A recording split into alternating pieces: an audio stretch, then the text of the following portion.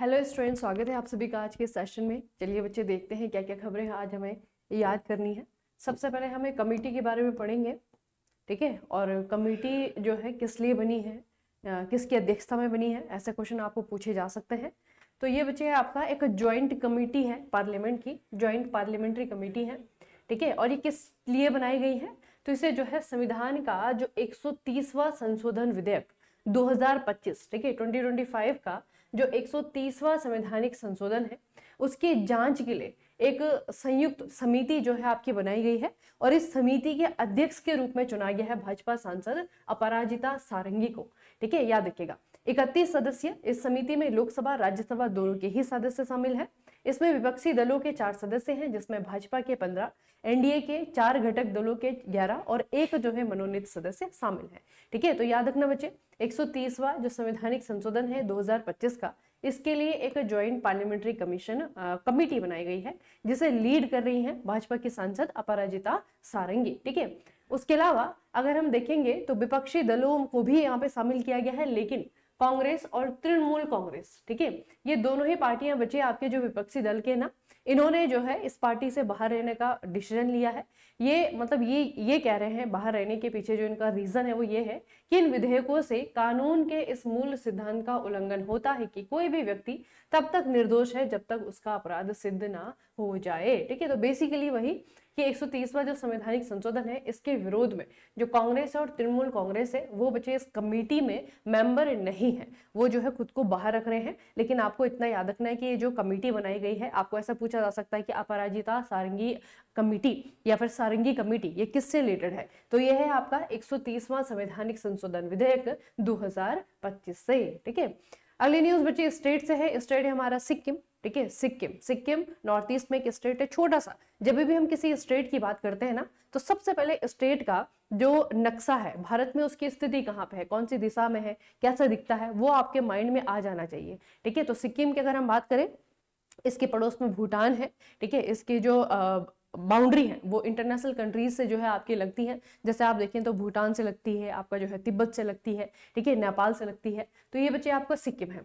Sikkim government ने हाल ही में रणनीतिक रूप से संवेदनशील डोकलाम और चोला, ठीक है, ये बेसिकली बहुत ही ज्यादा सेंसिटिव एरियाज है, ठीक है। इसको 15 दिसंबर 2025 से पर्यटकों के लिए खोलने के लिए घोषणा की है। यह रक्षा मंत्रालय की युद्ध क्षेत्र पर्यटन पहल ministry of defence battlefield tourism initiative के तहत किया जा रहा है। ये पहली बार है कि जब नागरिकों को इन उच्च सुरक्षा सीमा क्षेत्रों में प्रवेश की अनुमति दी जाएगी, ठीक है। तो डोकलाम बचे यहाँ पे एक बहुत ही इंपॉर्टेंट एक कह सकते हैं आर्मी के लिए, है ना, हमारी आर्मी के लिए एक बहुत इंपॉर्टेंट क्षेत्र है ये, क्योंकि यहीं पे बच्चे आपका जो चाइना से हमारी बाउंड्री लगती है, तिब्बत से हमारी जो बाउंड्री लगती है, ठीक है, उनके साथ में जो है आपकी बाउंड्री लगती है।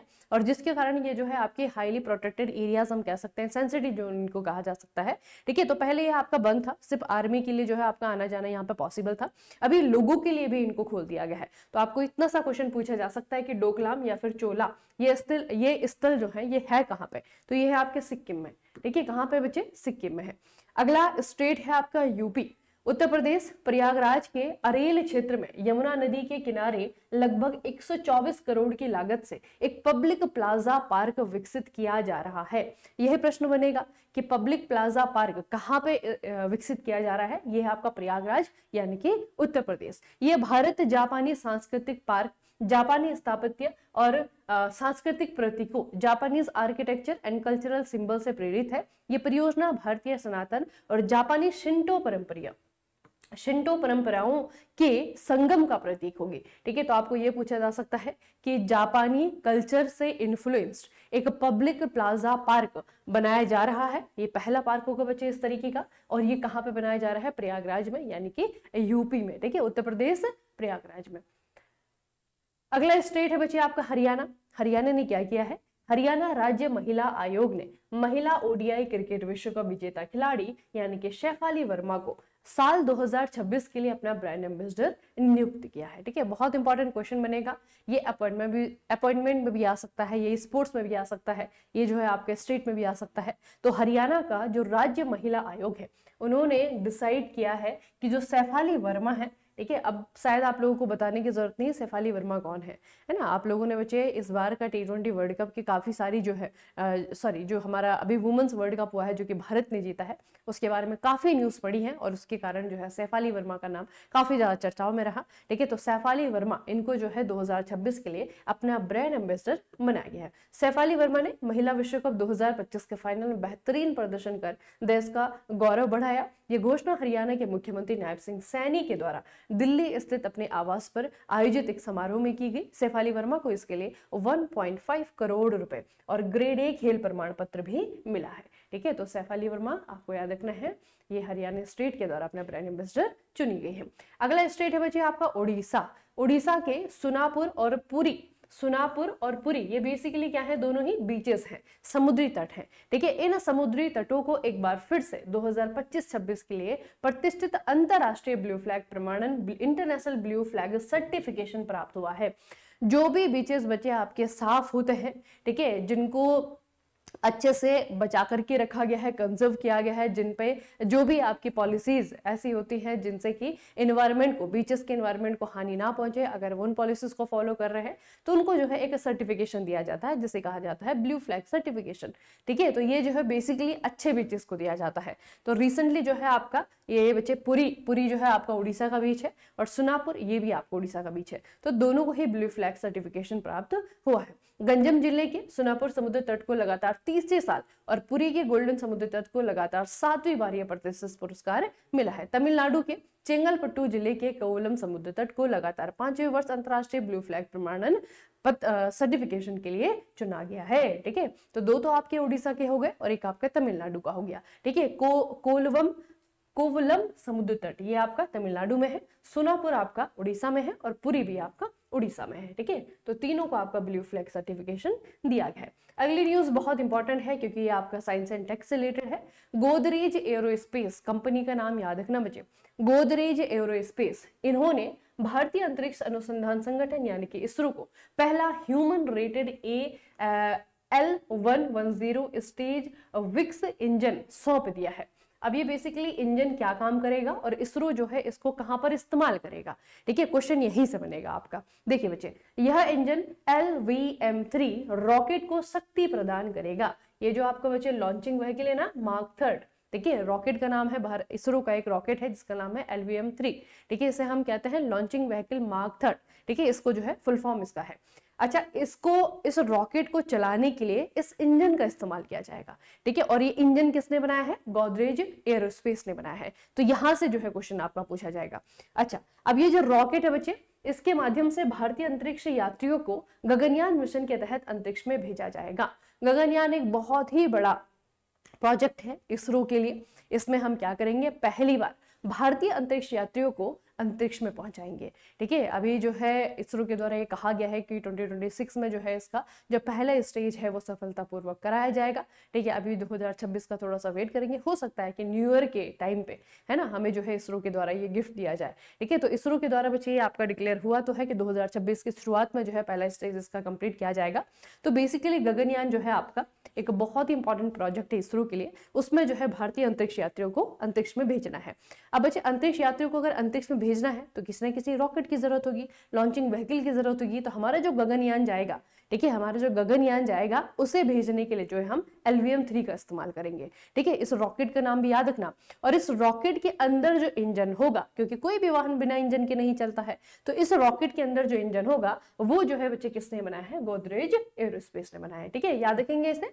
तो जो LVM-3 है भारत का सबसे भारी प्रक्षेपण रॉकेट है और गगनयान मिशन के लिए मुख्य लॉन्च वाहन भी है। गगनयान का उद्देश्य 3 सदस्यीय भारतीय दल को 3 दिनों तक निम्न पृथ्वी कक्ष में भेजना है। इस मिशन की सफलता के बाद भारत स्वतंत्र मानव अंतरिक्ष उड़ान करने वाला चौथा देश बन जाएगा। ठीक है, अभी तक जो है बच्चे आपका ये कर चुके हैं, है ना, ये जो है आपका चाइना हो गया, रसिया हो गया, अमेरिका हो गया, उन्होंने ऑलरेडी कर दिया है। तो अगर हम ये सक्सेसफुली कर जाते हैं 2026 की शुरुआत में, तो ये जो है हम करने वाले चौथे नंबर के देश बनेंगे। ठीक है, तो याद रखिएगा, गगनयान को ले जाने के लिए जिस रॉकेट का इस्तेमाल किया जा रहा है उस रॉकेट का human rated L110 stage Vikas engine जो है वो बनाया गया है किसके द्वारा, गोदरेज एरोस्पेस के द्वारा। ठीक है, याद रखना कंपनी का नाम।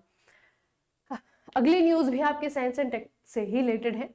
आंध्र प्रदेश की एक लड़की है, 17 साल की है, इनका नाम है कुचला केवल्य रेड्डी। ठीक है, कुचला केवल्य रेड्डी, नाम याद रखना बच्चे।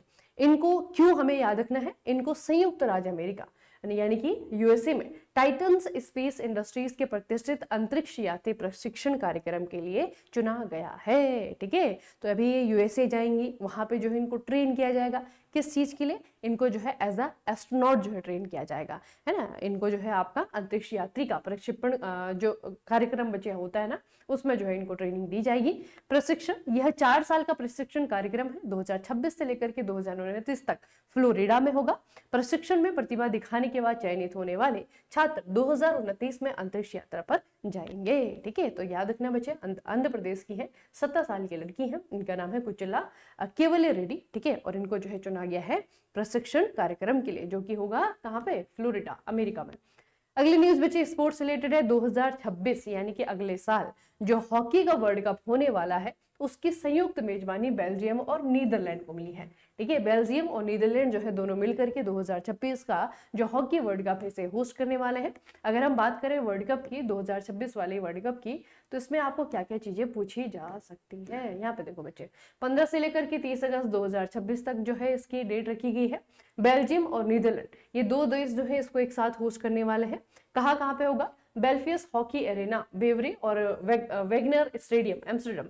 यहाँ पे बच्चे आपके जो है ये गेम्स होने वाले हैं, मैचेस होने वाले हैं। आपको देश का नाम ज्यादातर याद रखना है, ये है आपका बेल्जियम और नीदरलैंड। बाकी बच्चे अगर हम FIH की बात करें, इंटरनेशनल हॉकी फेडरेशन की बात करें, तो ये जो है आपका 7 जनवरी 1924 को बना है। हेडक्वार्टर इसका लुसेन, स्विट्जरलैंड में है, याद रखिएगा। अभी वर्तमान में इसके जो अध्यक्ष हैं वो है तैयब इकराम। ठीक है, याद रखिएगा। इनका जो प्रेसिडेंट है, इनके जो प्रेसिडेंट है वो है आपके तैयब इकराम। तो इतना बच्चे आपको FIH के बारे में भी याद रखना है। तो 2026 का FIH वर्ल्ड कप जो है आपका कहाँ पे होगा? ये बेल्जियम और नीदरलैंड में होगा। ठीक है, दोनों ही यूरोपियन कंट्रीज हैं। बेल्जियम की अगर हम बात करें, इसकी कैपिटल है ब्रुसेल्स, और अगर हम नीदरलैंड की बात करें तो नीदरलैंड की जो कैपिटल है वो है आपकी एम्स्टर्डम।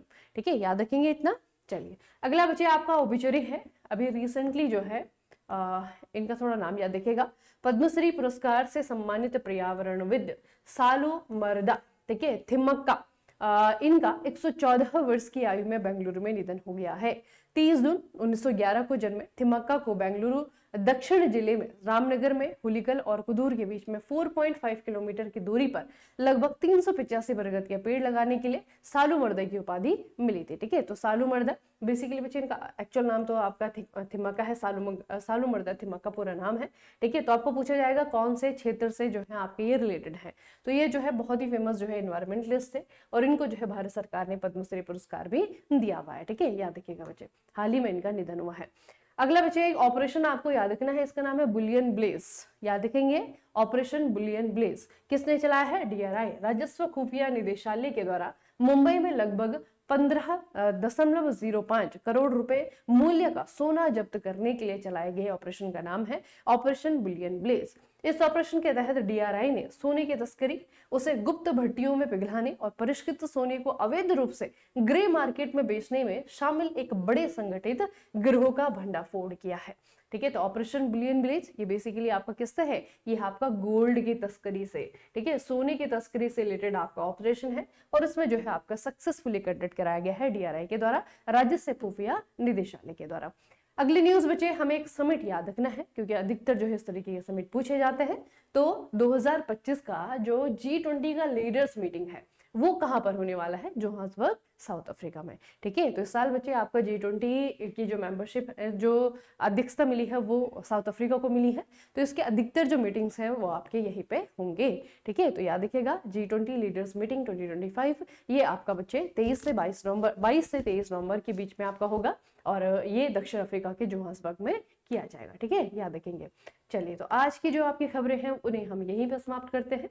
उसके अलावा जो है बच्चे अभी मॉर्निंग में सुबह 8 बजे जो है आपके नए सेशन स्टार्ट हुए हैं, जिसमें आरआरबी जेईई और एसएससी के लिए जो प्रिपेयर करने वाले बच्चे हैं, और बेसिकली हर स्टूडेंट शायद दोनों ही एग्जाम के लिए प्रिपेयर करता है, तो आप लोगों के लिए बच्चे बहुत ही इंपॉर्टेंट आपके सेशन है, ठीक है। एनसीईआरटी बेस्ड जो क्वेश्चन है वो आपको दिए जा रहे हैं, ठीक। और पीडीएफ के लिए अगर आपके पास में अब एग्जाम के लिए कम टाइम है, अगर सेशन देखने का समय नहीं रहता है, तो आप लोग जो है पीडीएफ से रिवाइज कर सकते हैं, लेकिन रिवीजन जरूरी है, ठीक है। रिवाइज करिए चीज़ों को। अभी जो है आपका एनसीईआरटी बेस्ड कुछ नए क्वेश्चन के ये सेशन में आपके लिए लेकर के आ रही हूँ, जो कि हर सब्जेक्ट का होगा। आज पॉलिटी का सेशन हुआ है, कल जो आपका हिस्ट्री का किस तरीके से हर सब्जेक्ट का होगा, तो उनको थोड़ा सा देख लेना, ठीक है, और वो क्वेश्चन जो है याद करके चले जाना, ठीक है। इंपॉर्टेंट सेशन है, इंपॉर्टेंट क्वेश्चन है, आप लोगों को उनका फायदा उठाना है, ठीक है। चलिए फिर आज का सेशन हम यहीं पर समाप्त करेंगे, मिलेंगे फिर कल के सेशन में। तब तक के लिए पढ़ते रहिए, अपना खूब सारा ख्याल रखिएगा। आप सभी का बहुत बहुत धन्यवाद।